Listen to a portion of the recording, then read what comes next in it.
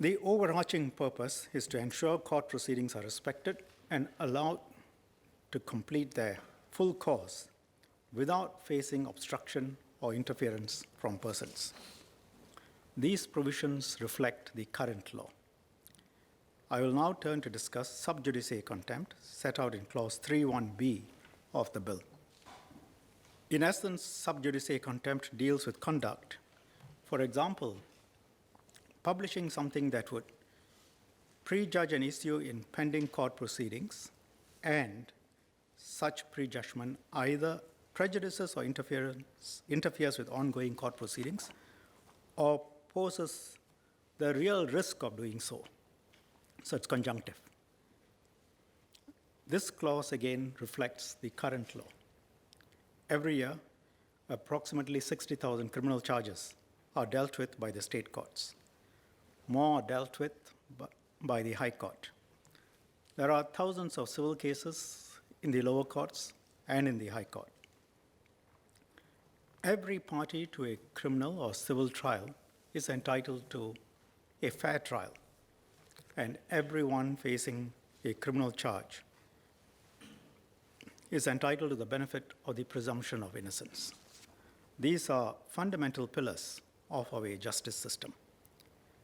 Persons in court should not face prejudgment by the media or by the public in a way which whips up sentiment and creates a real risk of interfering with their trials. Not every comment will be sub judice. Parties to civil proceedings frequently make comments. Lawyers do as well while their case is ongoing or their client's case is ongoing.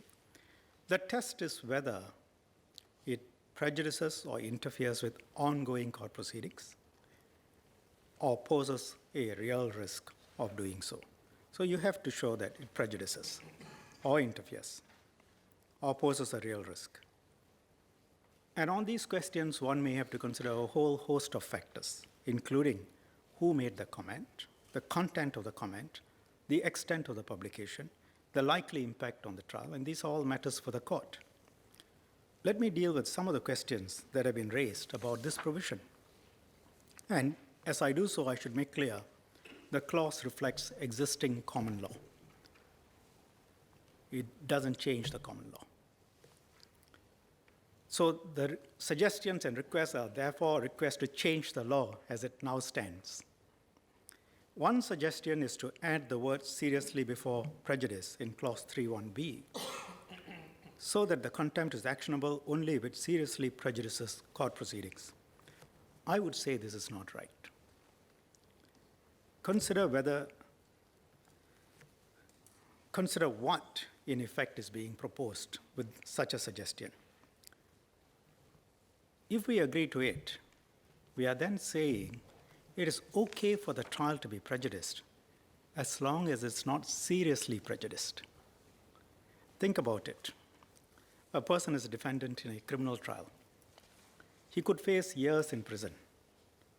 Do we really want to say it is okay to prejudice his right to a fair trial? What happens to the presumption of innocence and the basic right to a fair trial?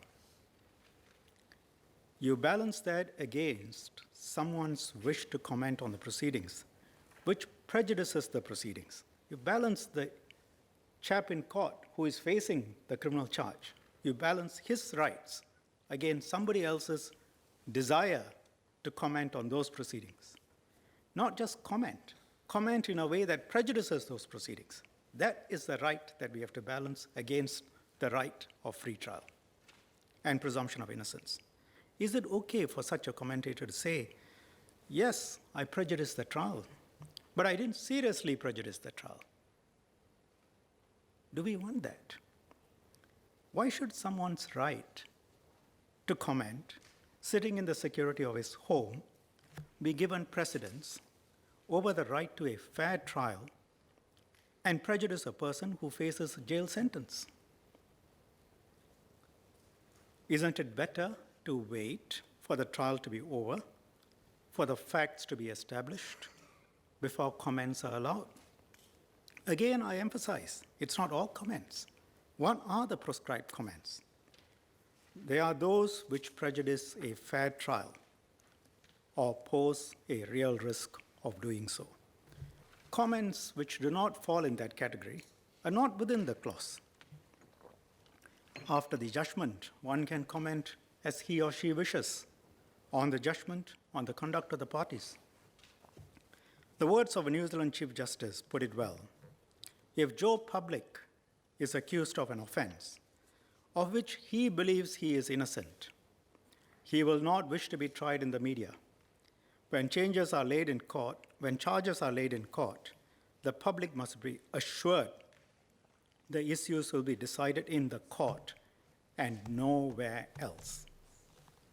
As members of the House, ask yourself, each one of you, bring it to the personal level. Say someone you know is facing a criminal trial. Do you want the world saying he is guilty before his guilt or innocence is established? Do you want his right to a fair trial be prejudiced? And then someone to come and say, yes, I prejudiced, but I did not seriously prejudice it.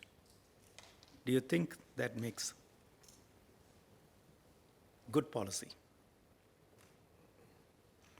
Another comment that is made against the provision is that it curtails free speech, quote unquote, curtails free speech. You know, to raise this specter is by itself not an argument. One has to go beyond the rhetoric, get to the specifics.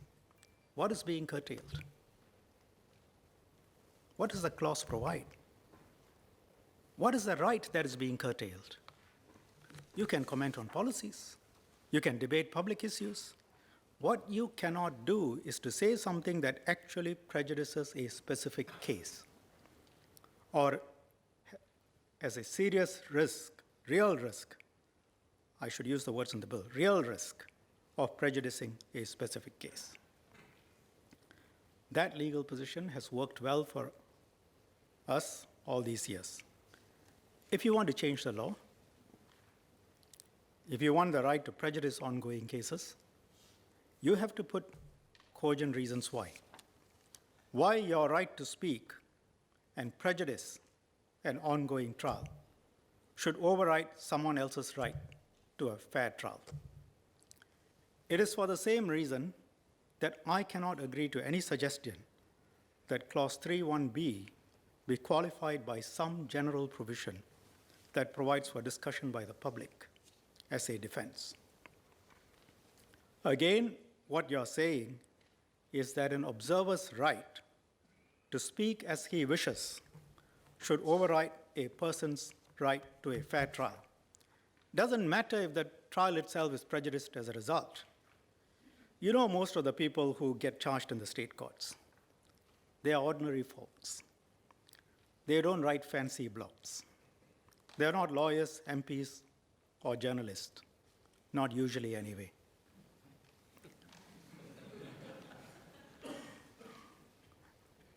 They find themselves on the wrong side of the law.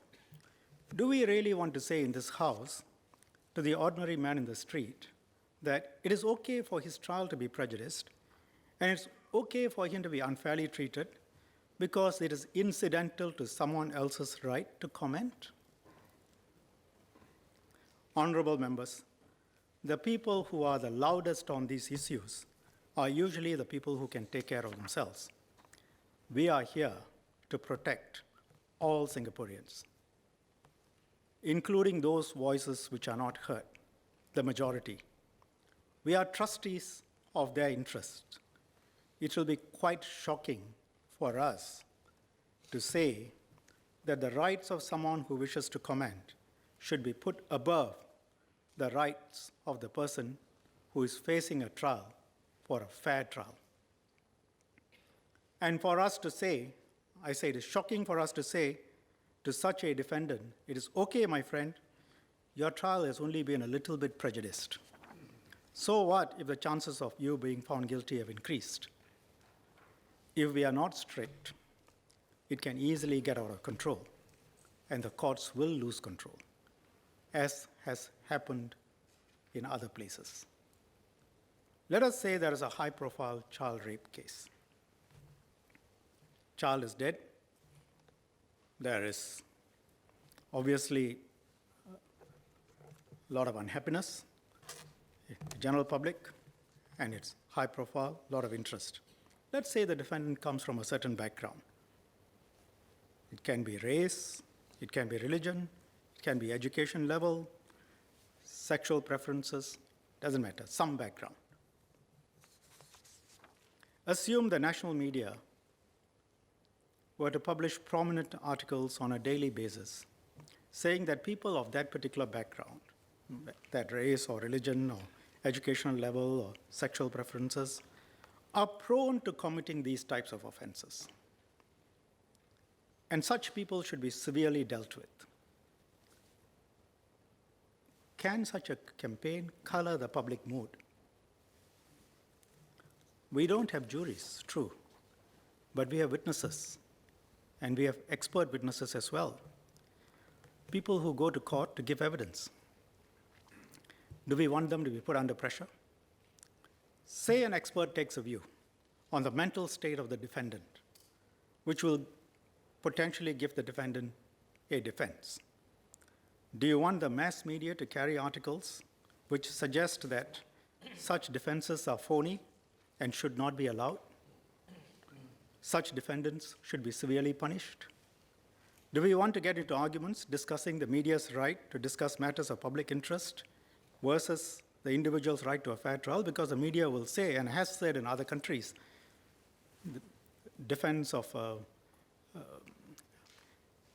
being incapable, or, defense through psychologists and psychiatrists is a matter of public interest. And of course, they are matters of public interest. But there is a time and place to discuss it.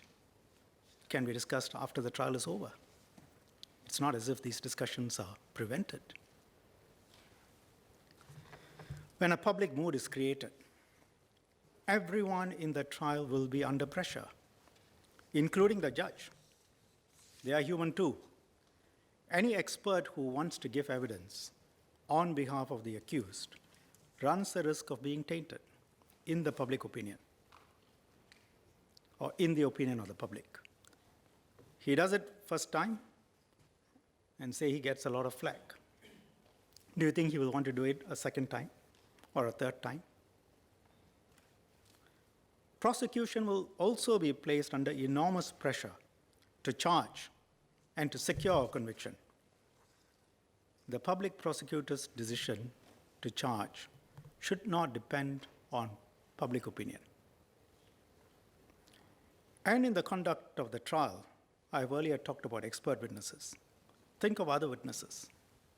Would they become reluctant to testify because of the evidence, because the evidence is contrary to public opinion? Or would they modify their perception of the evidence? And the public, having already formed an opinion of guilt, would they be able to accept the court's decision to acquit? Would they even bother reading the court's judgment, or just assume the court must have been wrong? Whatever the outcome, the credibility of the trial, the court would be damaged. If the court orders a severe sentence, public will assume that this was because of the media campaign. If the court acquits the defendant, says the defense succeeds, public will assume the opposite, that the judge wanted to show that he had not been influenced by the media, or at least some members of the public could assume that. In either case, the public will question the integrity of the outcome. How then is the judge to react in the face of all these conflicting sources of pressure? That is why our law provides you can make your comments, just wait for the proceedings to be over. And these are comments which can prejudice the trial. Other comments you can make at any time. Wait for the facts to be established. Don't create your own facts. Those have to be established by the court, whether it's a coroner's inquiry or a trial. Then you can comment on the defendant, on the case, on the judgment, on the general practice, on the general policies, on any matter really subject to other laws. Our judicial system has worked for us. Let's keep the system as pristine as possible and protect it from outside influence. That way, you know you have a good system, a system that will deliver justice and give everyone a fair trial. There are many examples from other countries where trial by media takes place. Some of you would find the name Amanda Knox familiar. She, together with two others, was accused of killing her flatmate. The international media went to town with the story. Barely a month after the incident, one newspaper published that the victim, quote, "it seems died for no other reason than that she had the terrible misfortune to find herself sharing an apartment with Foxy Knoxy." That's the moniker they gave her, Foxy Knoxy. This conclusion was based on comments that were passed by some unidentified persons. Some newspapers labeled her as a killer or a psycho killer before the courts had fully determined the matter. Reading these articles, the natural inclination would be, for a member of the public, to agree with the tone of the articles, to conclude that the suspect was guilty, even before the investigations had been completed. Ask yourselves, was this fair? Is this fair? Often they are based on assertions and evidence that would not stand the scrutiny of a court process. And in fact, Ms. Knox was eventually acquitted. How does all this hype affect proceedings? Italy's highest court, the Court of Cassation, observed that, and I quote, "Certainly the unusual hype of the story, caused not only by the dramatic mode of death of a 22-year-old, but also by the nationality of the people involved, and therefore by the international repercussions of the story, caused the investigations to suffer a sudden acceleration, which in the frantic search for one or more culprits to be delivered to international public opinion, certainly did not facilitate seeking the substantial truth." This is not the type of justice system we want. And we do not want to get into arguments with commentators as to whether what they said may have prejudiced the trial, but it was necessary in public interest. Nor do we want to get into an argument where they say, well, the prejudicing the trial was incidental to my right to speak. Those with more resources or better access to the media can also abuse such a system. They will take advantage if we are not strict. For example, by starting media campaigns to pressure an accused to plead guilty or a victim to settle out of court. Justice can become a function of how closely connected one is to media sources or how wealthy one is. And what happens after the media prints an article that unfairly assumes you are guilty when you are in fact innocent. The public won't be able to tell which facts are true, which facts are false, which facts are irrelevant. How then will you clear your name in public? Will the public believe what you say after a series of articles of such a nature? It can affect you, your safety, your family's safety, your career, your standing in society. All this before the court has decided on your guilt or innocence. And if the defendant complains, it will be argued that the matters were discussed in public interest and the prejudice was only incidental. In effect, the question, therefore, when considering these other suggestions is whether you want to undermine the presumption of innocence and whether it is fair to do so.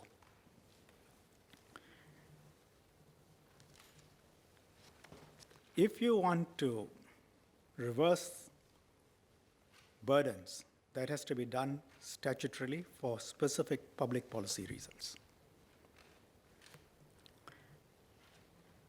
It is for these reasons that we have a process for determining guilt or innocence before the courts, where evidence is tested and scrutinized, where unreliable evidence is excluded, and where the court makes findings based on a detailed analysis of the law and facts. The public and media are also free to debate the merits or demerits of our legislation, even if there are ongoing cases involving such legislation.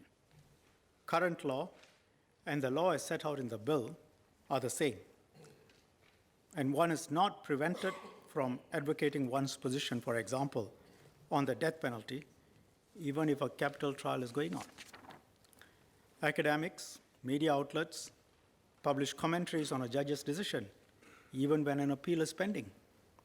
These are not prohibited. Commenting on a judge's reasoning is unlikely to pose a real risk of prejudicing the appeal outcome. We have not changed the law. Such commentaries are allowed today.